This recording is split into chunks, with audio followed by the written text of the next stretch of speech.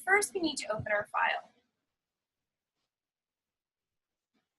Go to File, Open.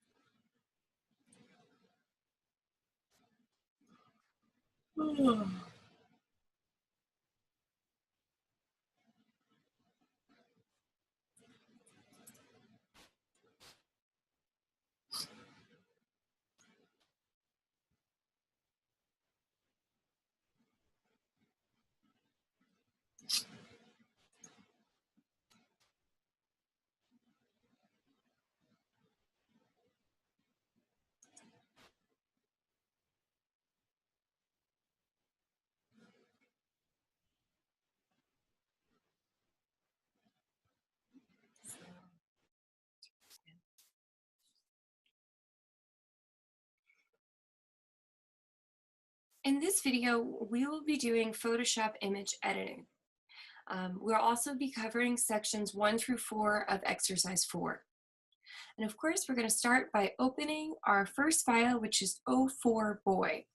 I'm going to go from File, Open, select the O4Boy PSD, and right away, I'm going to file save this as my, or save as my O4Boy working.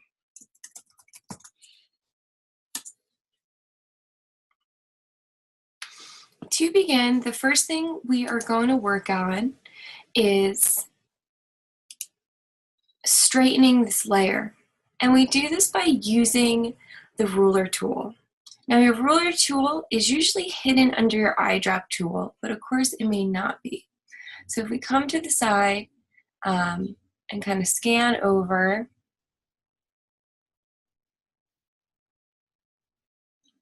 it comes to our eyedrop tool. And under here we see a series of tools, but we want to select ruler. And to straighten this layer, I'm going to have you click on the upper left corner of the image. And while you're clicking, I want you to press Shift on your keyboard. I want you to drag and hold, bringing it to the other side. And we're just going to click Straighten Layer.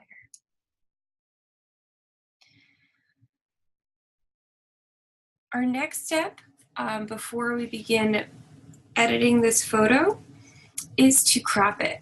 So I'm going to zoom out slightly, and those of you who are on a Mac can use Command and then the minus and plus for zooming in and zooming out, and those of you on a PC can use Control to do the same thing. So going over to our crop tool here, you'll notice that this is allowing me to move without much constraint. If you find that every time you move and adjust your crop tool, everything's moving evenly, it's because you have one of these settings selected. So original ratio or ratio means that as you move one side, the other side moves in ratio to it. So make sure that is not selected, and that you just have the width by length, or W by H, times resolution. And so we're going to crop this photo so we just have the boy, some of the book. Make sure you include the top of his head. And when you're complete, you can press OK. Make sure that you save your work, either by going to File Save or Control Save on a PC, or Command Save on a Mac. So we're already done with the first page of instruction. Now we're moving on to replacing colors in an image. So there's a couple of ways we're going to replace colors, but the first one we're going to do is with that quick selection tool that we've used a few times now. And we're going to replace the colors on his vest, and we're going to take this blue vest and make it green. And the first thing I want to do is I want to zoom in, making sure I can see all parts of the vest. I'm going to come up here and grab my quick selection tool. Now, as we saw in the last exercise, using the quick selection tool, the number of pixels really depends on practice, and then how good you become at this, and then the section you're selecting. So start with a bigger size because we have a bigger object this time, but know that you might have to make it a little smaller to get the sections below his arm and then by his collar. So my size is up, my hardness is at 100%. I'm going to make sure that this is on additive to start. So I'm just dragging over this blue area. And the good part about this being so dark is that it's not interfering with the white background. So the quick selection tool is an optimum tool in this case. But we still want to make sure that these edges, you know, I have the tie selected right now. I don't want the tie selected. So making sure that you are not selecting anything you don't want. So I'm going to bring my tolerance down, my size down a little bit, and just work into some of these areas under his arm, on his fingernail.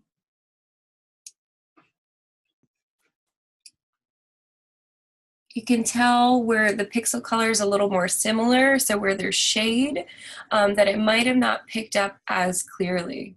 I'm going to do one last edit. I'm going to focus in this upper corner here for subtracting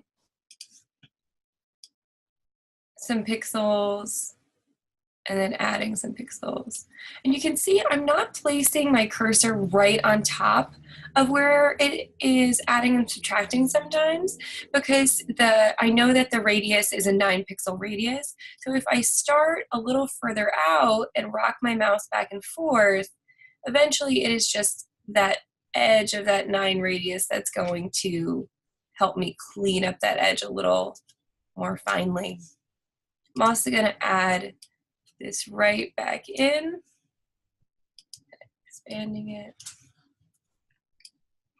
to get the rest of the shoulder. And then I'm going to go through and subtract again.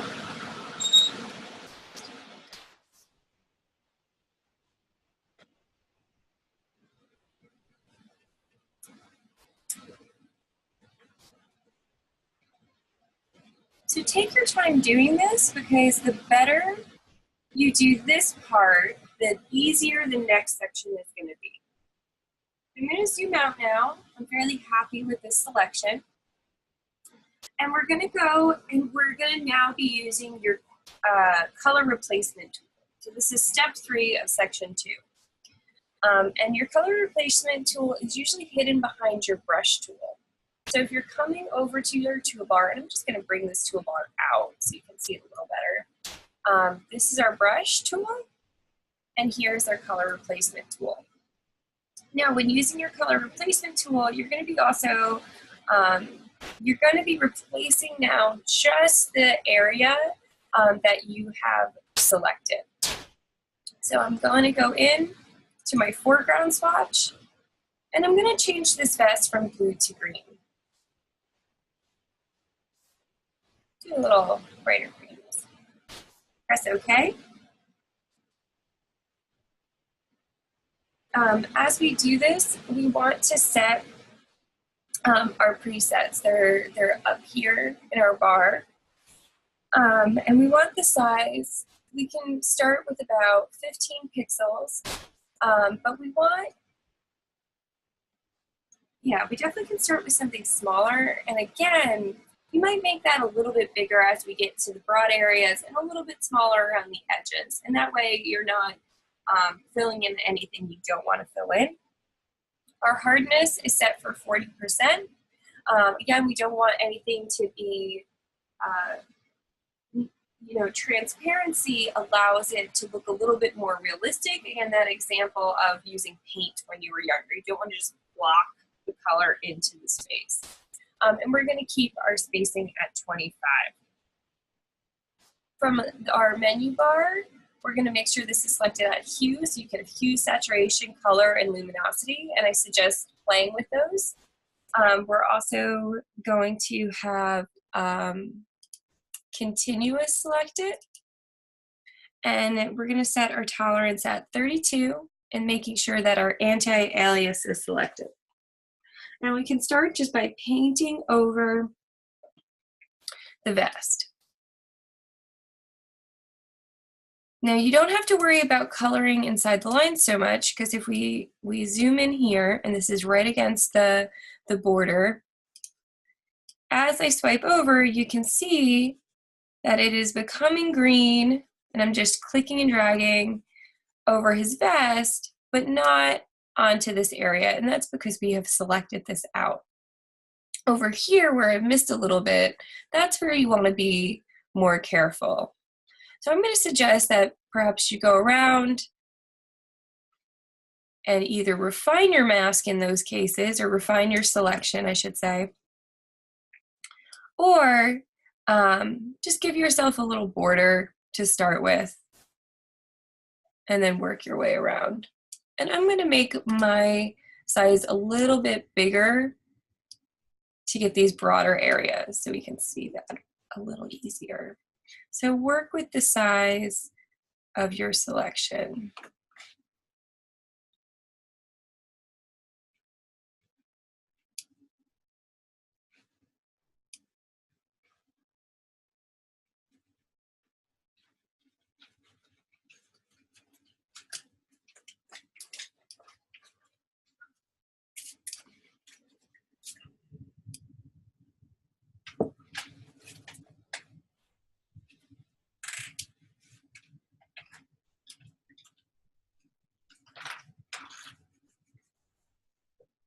So as this is going to take a few minutes, I'm going to stop the video here and pick up in a second with the vest completely colored in. Back. I hope you were able to select the majority of the vest so far. I want to draw attention to one area that could use a little bit more work. So right in here, I missed a part of the vest. And so what I want to draw attention to is that while you're working in your color replacement tool, it doesn't mean you can't work back and forth into your quick selection tool. So with my quick selection tool, I have it, I'm going to add this area back in. It's pretty small, so I'm going to bring my pixels down to about 5. And I'm going to select this bottom area. And then I'm coming on back to the color replacement tool, and I'm ready to go. I feel good about this, so I'm going to deselect, and I'm going to save. And I just save always by hitting Command S on the back. So our next method of changing color in a photo is going to be using the hue and saturation command. And for this, we're going to use the magic wand tool. Now the magic wand tool is hidden under the quick selection tool. And it's important to know where the magic wand tool kind of works its best. So for this magic wand tool, before we begin, I have my tolerance set at 32, anti-alias, continuous. I also have all of these options here, and I like to select the third one in. I'm just going to show you the difference of selecting these areas. So with the selected, this vest has a lot of implied lines in it. So a lot of these dotted lines. And as I'm hitting shift, so we notice when I hit shift with this selected, I then can add in to the area just like you would when you're selecting different areas with the quick selection tool. But you'll also notice in this upper corner, as I hit shift on my keyboard, this changes as well. So, but to add this in is going to take a lot more clicks. So selecting this area, the magic wand tool might not be the right tool for this because there is just so much detail to it. And the same goes for the vest. If we try to select the vest, there's too many kind of high levels and low levels, and you can see as you zoom in on here that none of this is getting selected. So this is a quick selection tool, would be much better for a textured area. And because of that, I'm going to deselect this, and we're actually going to select something off of his book, off of his page. So I'm gonna zoom in on Piglet, and we're gonna select the purple parts that Piglet is wearing. So after you zoom in, come back to your tool, and see with one click, you can get that area much easier because the color is similar. So while hitting Shift, I'm gonna select all the areas of her gloves and the purple areas of her hat. And if you over select, you can, edit, undo, Control Z. But I also always like to have my history panel up. That's what's in here. So you can see all of my steps so far. So this is when I was clicking on the vest, this is when I deselected, and this is where I am now. So I like to use this because you can just back on up, and as you do that, it deletes your previous step. Now, I think for Piglet, my tolerance is probably a little too high, so I'm going to bring this down maybe 13. So it picks up less similar colors. And so that's much better. It's not picking up as many similar colors. So tolerance meaning that higher tolerances and lower tolerances for picking up related pixels. I'm going to come in here. And if you want to try, you can go even further to try to pick up areas of the hat.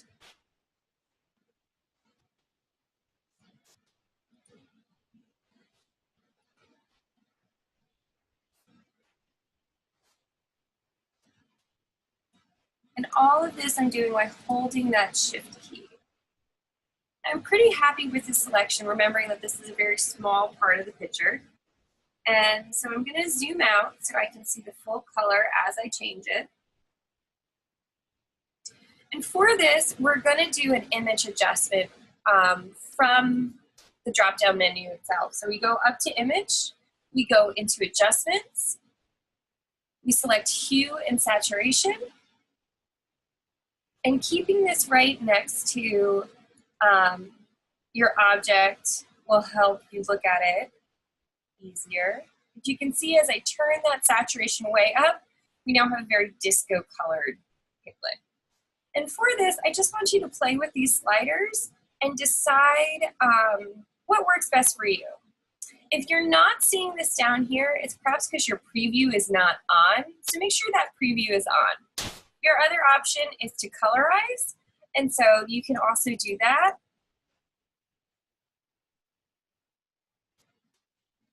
So you have a couple options in this panel. Under Custom is what we're doing now, but you could also do Increase Saturation, Old Style, Sepia. So you have a few options. So I'm going to still bring it back to Custom. And I'm going to bring my hue way up. I'm going to keep my colorize on. Really make it this bright, bright blue that's going to kind of pick up on some of the colors in the tie. And I'm going to press OK. And at this point, we can deselect Piglet and we can save the file. So this would be good for any of the images you are editing moving forward. Perhaps you select an image from a collection, but maybe the color is a little off compared to the other images. Something with the lighting on the runway perhaps was a yellow cast, and your other images are more white, and in this case your white in the last picture is turning yellow. You can do a color replacement or a hue saturation to adjust that so all your pictures look a little bit more even, just as an example of what you might do moving forward with this tool. Now, once we're done adjusting the saturation with this method, we're going to go through actually two more methods. And so the next tool we're using is our sponge tool. And keep in mind that when you change the saturation of a color, you're adjusting its strength or purity. And the sponge tool is useful for making subtle changes to a specific area of an image, opposed to like an entire image.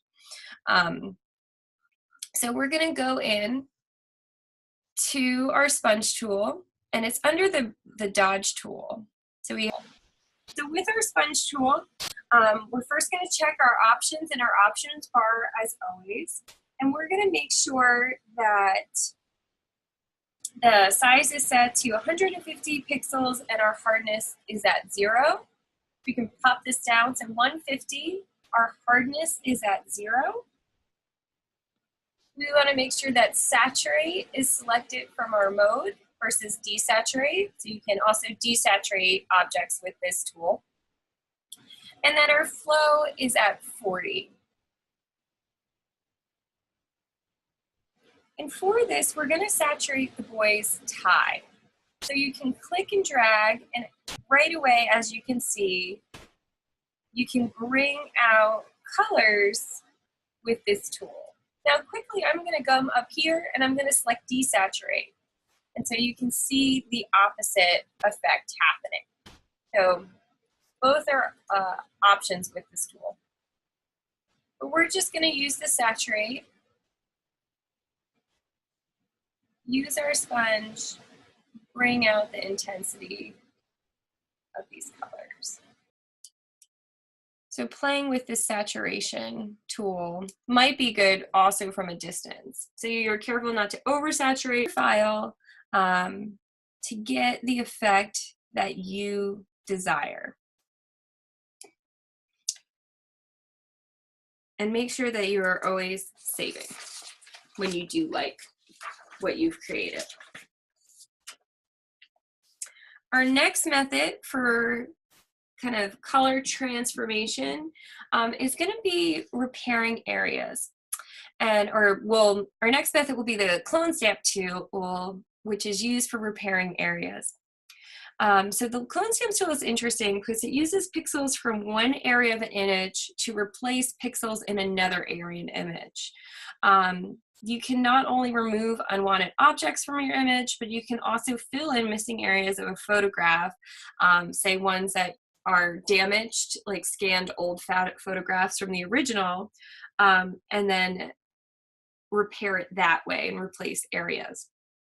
So in this exercise, you're going to replace some of the shiny, bright areas around the eyes and the mouth with parts of the eyes and the mouth, and kind of replace this going forward. To do this, we want to create a new layer. And so we're just going to go over to our layer 0, and we're going to duplicate layer. And I'm going to label this clone stamp tool. And this allows that these changes are on a separate layer, and therefore you can always go back to the original if you want to. So our clone stamp tool looks like a small stamp. It's on this side. And I'm going to zoom in because the first thing we're going to be working with is shine in his eyes. So as I have this clone stamp tool selected, we can see that's too large. So I'm going to come up here, and I'm going to bring my size down to about 20 pixels, 21 pixels, keeping my hardness at 0%. And to give you greater control, I'm also going to open the window for the clone source tool. So window, clone source. And this panel does give you greater control over the area you're cloning from. You may not use a lot of these features right now, but it's always helpful to realize where these panels are and that these panels exist for a lot of the tools. So what we want to make sure that is selected is the show overlay and the clipped. We also want to make sure that our opacity is set to 100%. We have this first clone store is not in use. So this is what this should look like. Now with the clone source tool, you're going to be able to see what the color is you're picking up. So I want to pick up a color from his eye to replace this reflection from the flash. And to do this, you press Alt, and you see it changed from what looked more like a selection to a target. So once you select Alt and click, once I move away, you can see now that this is the color that my clone source tool has. So again, hover over the color you would want, and you're gonna always want to pick colors very close to what you're covering. As if we maybe picked a color from this side of the eye, if I click and drag, this color is more of a darker green, has a little bit of a brown to his eyes. So you want to pick something closer to the color. So as close as you can get to the flaw, really. So I'm going to press Alt, and I'm going to click to pick up this color. And then I can drag right over this white spot and fill it in. Same thing for the white of the eye. I'm going to press Alt again, pick up the white from his eye, and edit these white spots out. We can also do the same for the inner eye. So bring those out of the way. We can move over to this eye, select the black, and remove the reflection. And you might want to make your size even smaller in this case. I'm going to bring mine down to 12.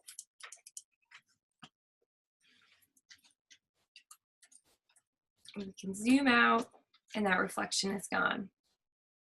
We also want to get rid of the reflection around his mouth and tongue.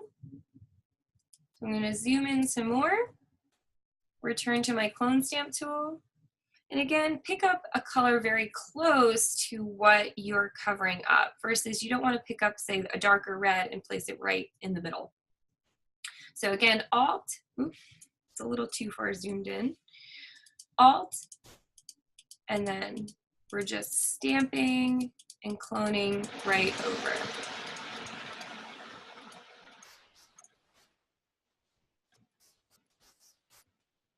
And we can even try to get a little bit of this shine off of his lips.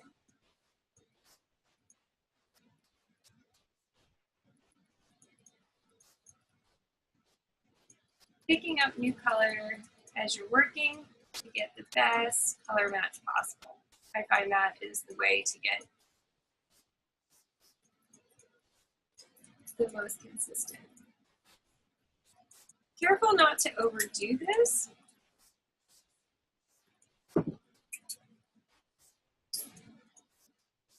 And definitely using a smaller brush, it's going to be less noticeable than when you use a larger brush.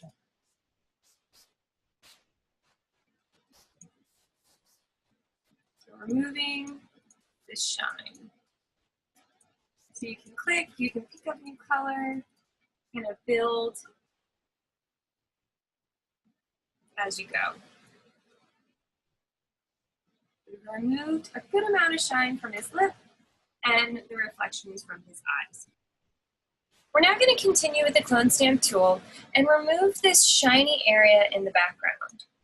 So again, focusing on removing the reflection. I'm going to zoom in, open my stamp tool back up, and right now I have a fairly large size selected. So I'm going to bring this down to about 50 pixels. And again, this is definitely will become by feel. And be sure that you are picking up a fresh color. I'm going to pick my new color from here as you work your way through your image using the tool. So this one I have picked up right now has too much of that flash on it, so I need to pick up a darker color. And just click and place. So I suggest playing with the size of your tool to get the desired effect you want. And definitely picking up a variety of colors is going to help blend this into place.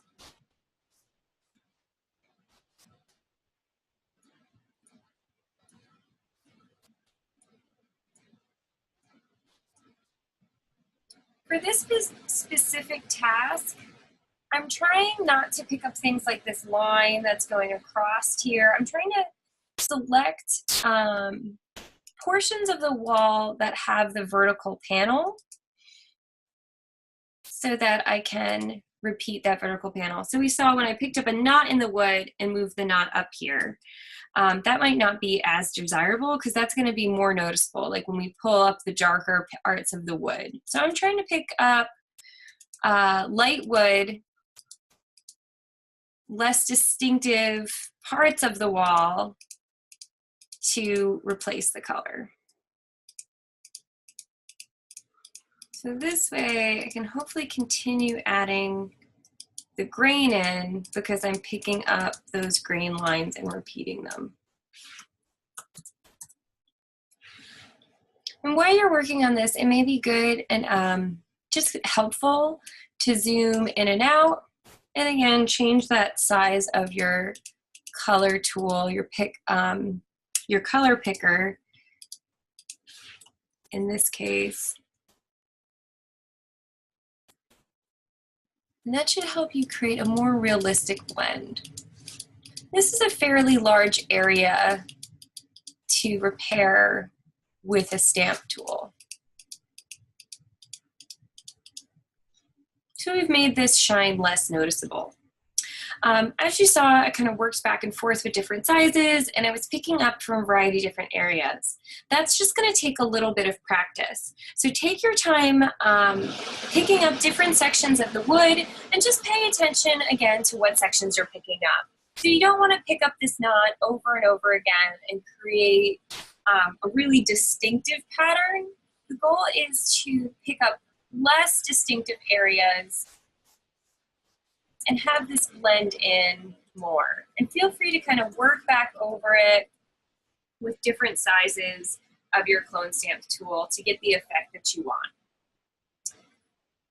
After you're completed with this step, we are going to be moving into using the spot healing tool.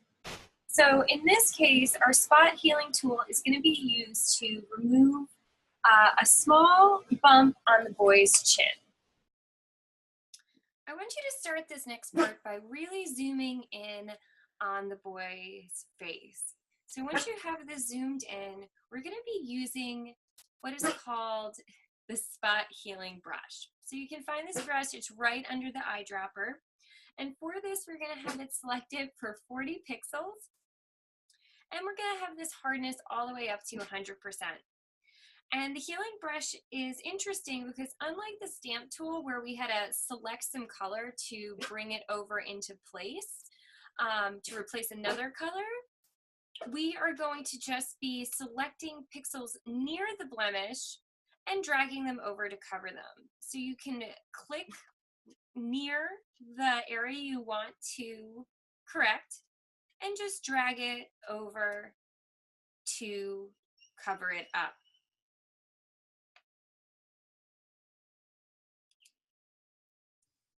We're going to continue using the healing brush tool to remove any of the areas where we want to maybe eliminate a little bit of shine from the face. And it's important when you're using the healing brush tool to just make small motions. So any sort of thing, like a large motion where we're picking up maybe from this color and bringing it over, is going to seem more and more noticeable, especially if we are kind of making really wide dragging kind of strokes. So if you zoom out, that creates kind of streaking in the face. So I'm just going to back that up a little bit, delete what I just did. And just using my brush, just small little strokes, I'm able to maybe get out a little bit of shine from the camera. And that looks pretty good. It doesn't need too much editing. Now, make sure we're always saving, so go ahead and save our file. And then we are going to now apply one last image filter, and this is an unsharp mask. And we find this by going into Filter, Sharpen, and Unsharp Mask. And what this unsharp mask allows is for essentially sharpening our image in general. So the higher the resolution, the higher this radius setting should be, the more pixels it's going to pick up, the sharper our image will be. So for this one, we're going to set our first slider to about 70%, and I'm going to move this picture in the viewer over to something where I can see colors a little more definitively versus just a blank area. I'm going to play with my radius slider here. So wherever you feel you get the best kind of sharpness to your image. And you can also play with your threshold. And once you like the view in the preview, you can press OK. And again, we can save our file. Save your file as both a JPEG and a PSD.